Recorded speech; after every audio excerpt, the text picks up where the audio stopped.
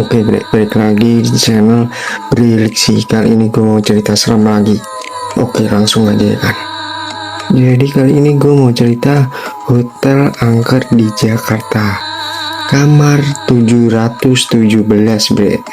Saat itu hujan turun deras. Malam itu ya kan, di Jakarta. Jalanan semua licin, memantulkan cahaya lampu kendaraan yang berjejer tanpa henti, bre. Ada yang bernama anak, usianya 25 tahun, yang bernama Aldi. Aldi seorang editor video, bre. Jadi kerjaannya dia ngevideo lah, dia itu editor video. Berusia 25 tahun ya kan. Baru saja mendapatkan pekerjaan mendadak dari kantornya, bre. Ia harus menemui klien di pusat kota keesokan paginya. Jadi si Aldi langsung cepat-cepat ya kan, dapat job nih, langsung aja dia langsung beres-beres cepet banget ya kan. Dan keesokan paginya, karena terlalu lelah untuk pulang pergi dari Bekasi, jadi rumahnya si Aldi ini Bekasi, ia memutuskan menginap di sebuah hotel tua di kawasan Jakarta Pusat, bre. Hotel itu sangat tua banget ya kan, udah tua banget pokoknya. Hotel itu bernama Hotel Permata.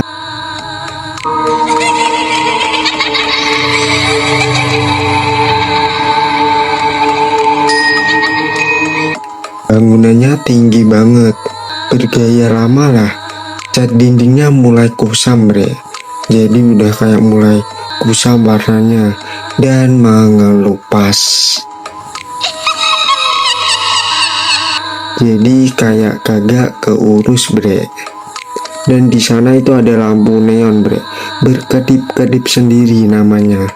Lampu neonnya itu namanya itu berkedip-kedip sendiri, bre.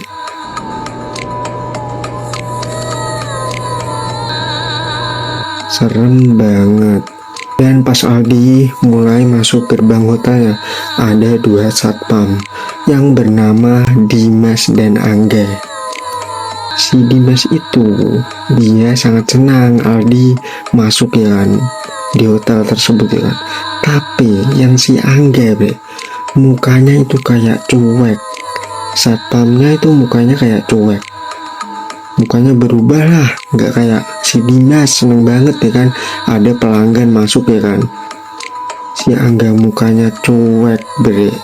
Terus si Aldi diantar si Dimas masuk ke lobi ya kan. Seorang resepsionis wanita tua mengangguk pelan, bre. Jadi dia pas itu si Aldi nanya sama seorang resepsionis lah, tapi udah tua, bre. Dia katanya bilang gini, "Masih nak, mau kamar berapa?" Resepsionis tua itu bilang gitu kepada si Aldi. Terus si Aldi menjawab, "Yang murah, Bu, ada kagak yang murah?" Dan si ibu itu bilang kan, "Ada nak, tapi lantainya paling atas sendiri, di kamar 717, bre."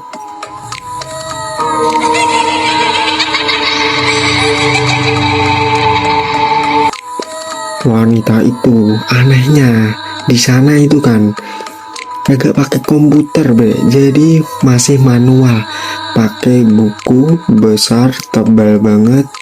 Anehnya ia tidak memakai komputer loh, jadi masih pakai buku, bre.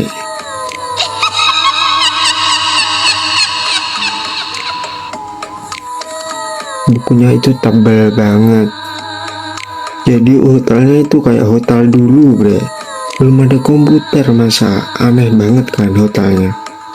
Terus diantar, bre, di kamar 717 yang kosong. Saat mendengar nomor itu, seorang petugas kebersihan yang sedang mengepel langsung menoleh cepat, bre, ke arah Aldi. Wajahnya itu, kiranya wajahnya itu pucat banget, bre.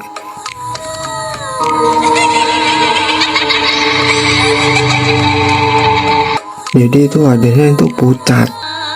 Dan ibu tua itu, resepsionisnya yang di hotel itu, bilang ke Aldi itu kayak pelan-pelan bre, kagak tahu kenapa. Terus si Aldi menerima kuncinya bre, dengan gantungan kayu bertuliskan nomor 717 bre. Jadi kamarnya itu 717 ya kan, lip sebelah kiri.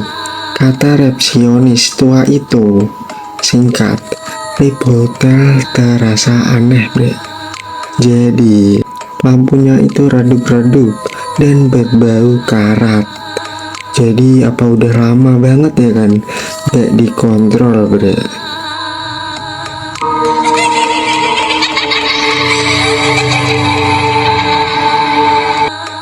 Waduh, kacau banget nih hotel ya, sampai berbau karat bre. Saat lip pintu tertutup ya kan, Aldi sempat melihat petugas kebersihan tadi memandang dirinya dengan tatapan takut bre. Yang tadi yang tukang bersih-bersih tadi ya kan, yang mukanya pucat, dia menatap si Aldi bre, tapi dengan ekspresinya itu kayak takut bre. Terus nyampe bre, lantai 7 bre, lorong hotel sunyi sekali bre. Jadi di situ tuh sepi banget lah. Karpet merahnya lusuh dan terasa lembab bre. Jadi kayak kagak keurus lah. Lampu dinding berkedip pelan. Kamar 717 berada paling ujung bre. Jadi paling ujung, paling pojok bre kamarnya itu. Saat membuka pintu, Aldi langsung mencium aroma bunga melati bre, bercampur dengan bau kayu yang basah. Jadi pertama dibuka ya, si Aldi mencium bau bunga melati yang sangat pekat bre, dan bau kayu basah. Hotel itu sangat tua banget bre. Jadi si Aldi itu nginep di situ sehari bre. Dan berapa kira-kira? Nggak nyampe 100 bre. Jadi 50.000 doang. Dan di dalam kamarnya kan ada tempat tidur kecil bre, tempat tidurnya, dan lemari kayu tua.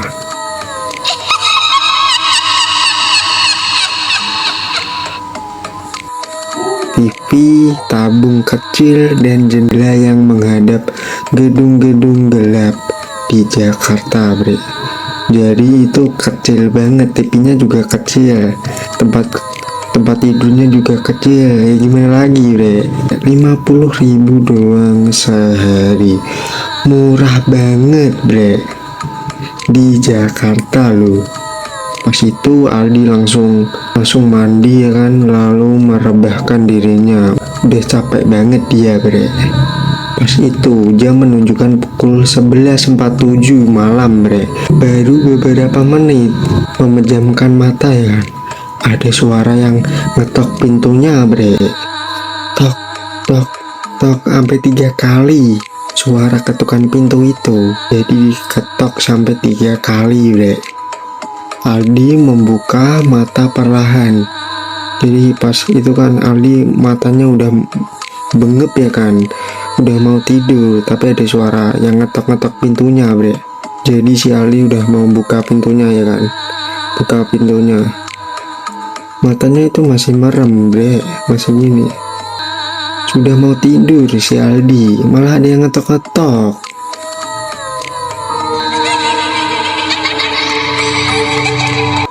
Aldi membuka mata perlahan ya kan. Ia bangun malas banget pas itu, padahal cowok. Dia langsung bilang, siapa ya? Siapa ya? Tidak ada jawaban sama sekali bre. Dan seketika ketukan berhenti bre. Jadi udah kagak ada yang ngetok lagi. Aldi mengintip lewat lubang pintu yang sangat kecil dan kosong, tidak ada siapa-siapa.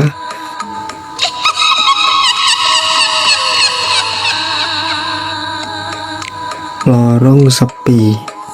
Dia mikirnya, paling orang iseng bre. Dia mikirnya gitu bre, si Aldi. Ia kembali tidur. Namun tepat pukul jam 12 malam, TV tabung di sudut kamar menyala sendiri bre. Jadi nggak dipencet remote-nya, TV-nya menyala sendiri bre. Dan anehnya layarnya itu dipenuhi semut hitam putih bre. Jadi semua layarnya itu penuh semut, padahal nggak ada, katanya itu nggak berbau manis ya kan, kayak di bulu itu kagak ada bre. Anehnya dikerubungin semut. Dan ada suara krek, suara statis memenuhi ruangan bre. Aldi buru-buru ya kan mengambil remote-nya ya kan, tapi TV tidak bisa dimatikan, jadi nyala sendiri bre. Lalu di layar muncul gambar seorang wanita bre, berambut panjang, berdiri membelakangi kamera bre. Perlahan-perlahan wanita itu menoleh, matanya hitam kosong bre, mulutnya tersenyum terlalu lebar bre.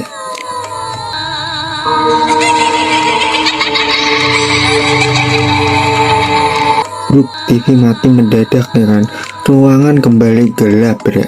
Aldi mulai merinding. Si Aldi langsung bilang diri sendiri ya kan, kayaknya gue kecapean dah. Ia mencoba tidur lagi ya kan, sambil menarik selimut hingga leher bre. Sampai leher lah, selimutnya sampai leher bre. Namun beberapa menit kemudian suara langkah kaki terdengar di lorong bre. Jadi ada suara tok tok tok. Langkah itu pelan, berhenti tepat di depan kamar 717 bre, yang ditempati si Aldi bre.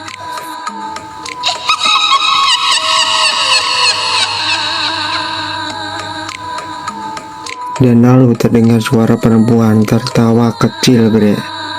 Aldi menahan napas ya kan, ganggang pintu kamar bergerak sendiri bre. Jadi suaranya klek klek, seolah ada seseorang mencoba masuk bre.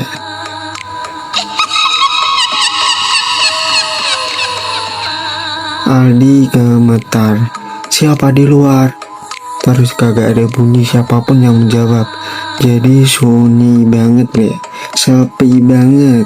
Lalu terdengar suara lirih tepat di balik pintu bre. Tolong buka, bilang gitu bre, suara perempuan.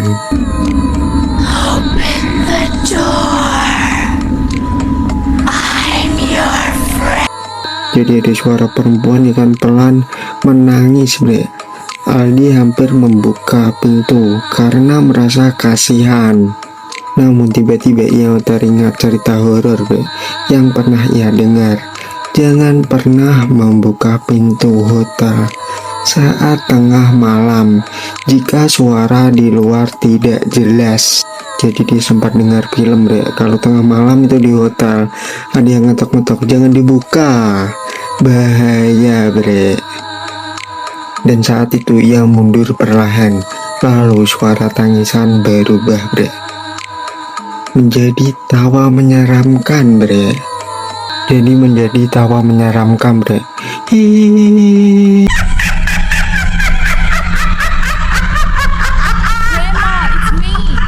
Jadi kayak gitu bre, kayak menangis bre. Pintu kamar digedor keras, buak buak.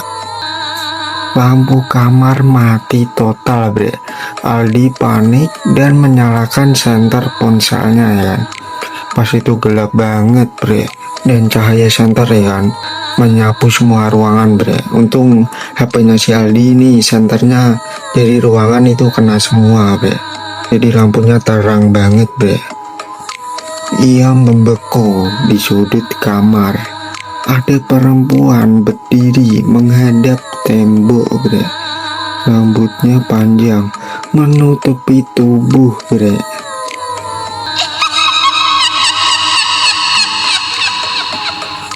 Dan pada saat itu si Aldi tidak berani bergerak sama sekali bre. Tubuhnya kaku. Perempuan itu perlahan-lahan menoleh, bre. Wajahnya pucat, matanya hitam putih, bre. Wow, jadi matanya tuh kosong, hitam pekat, dan lehernya miring, bre. Tidak wajar. Akhirnya ada yang menemani aku. Dia masa bilang gitu, bre?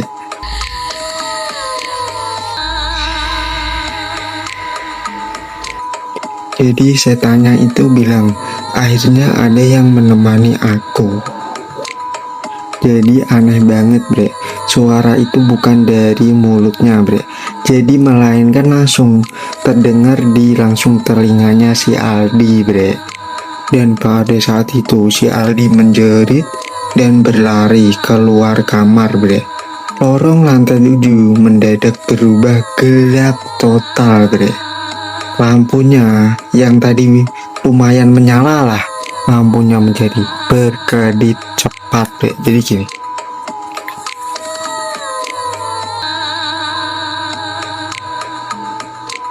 jadi cepet banget, bre. Kedap-kedip. Saat Aldi menoleh ke belakang, perempuan tadi berdiri jauh di ujung lorong. Ih, menyeramkan banget ya kan? Namun dalam sekejap ia sudah berada lebih dekat, bre. Mendekati si Aldi.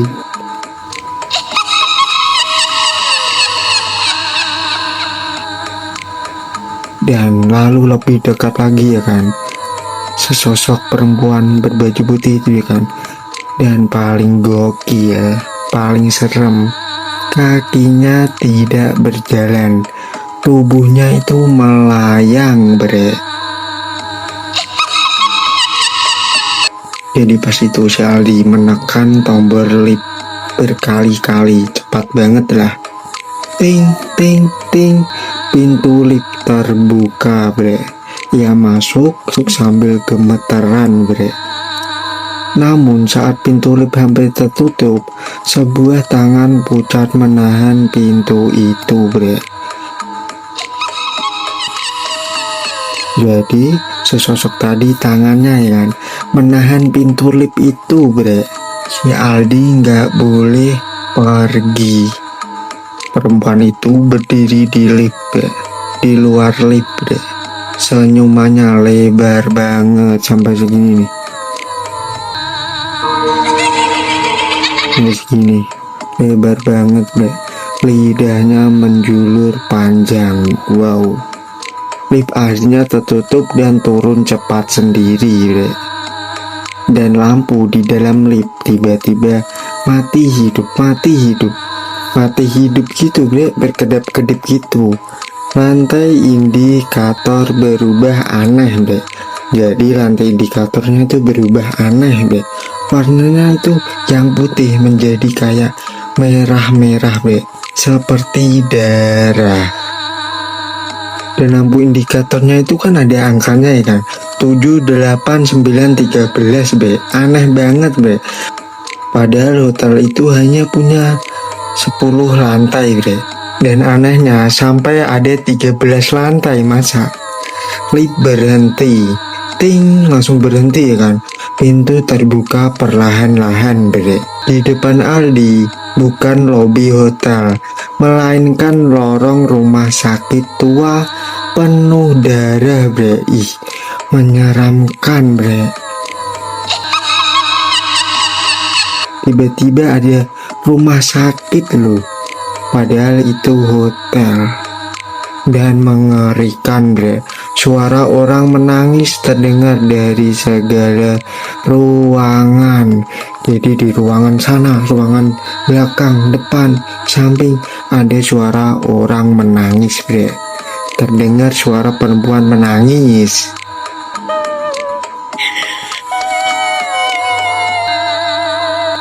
Dan Aldi ketakutan, bre. Setengah mati, bre. Wow. Dan pada saat itu si Aldi menemukan jalan pintas, bre. Dia langsung lari ya kan. Dan jalan pintas tadi ya kan ketemunya, bre, di depan, bre. Jadi ada satpam tadi, bre, Dimas dan Angga, bre. Si Aldi langsung ya kan suruh bawain tasnya keluar. Si Aldi langsung suruh ya kan, si Dimas ya kan, kamar 717. Bareng-barengnya si Aldi ya, suruh ke bawah bre, karena si Aldi trauma ketakutan. Dan alhasil si Aldi langsung bayar ya kan, 50.000 ya kan, langsung keluar bre.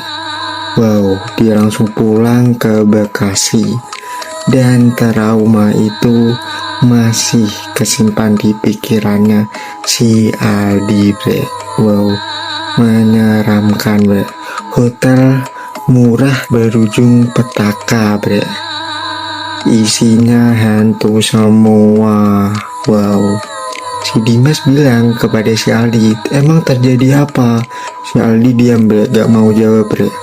Dia langsung bilang mau kembali aja bre, bilang gitu. Karena si Aldi udah trauma ya kan, ketakutan ya kan, si Aldi memutuskan untuk udah gak menginap bre di tempat itu bre. Dia langsung membayar bre. Wow, padahal itu masih subuh bre. Tinggal nunggu pagi lagi, tapi si Aldi udah gak kuat karena di hotel itu sangat menyeramkan bre. Oke, ceritanya segitu aja ya kan. Kalau kalian mau sharing-sharing lah, langsung kirim di bawah email ini bre. Support terus bre channel ini bre, biar berkembang bre. Oke, jangan lupa di like, komen, share, dan di subscribe bre. Oke, gue Briliksi pamit dulu bre. Salam seram.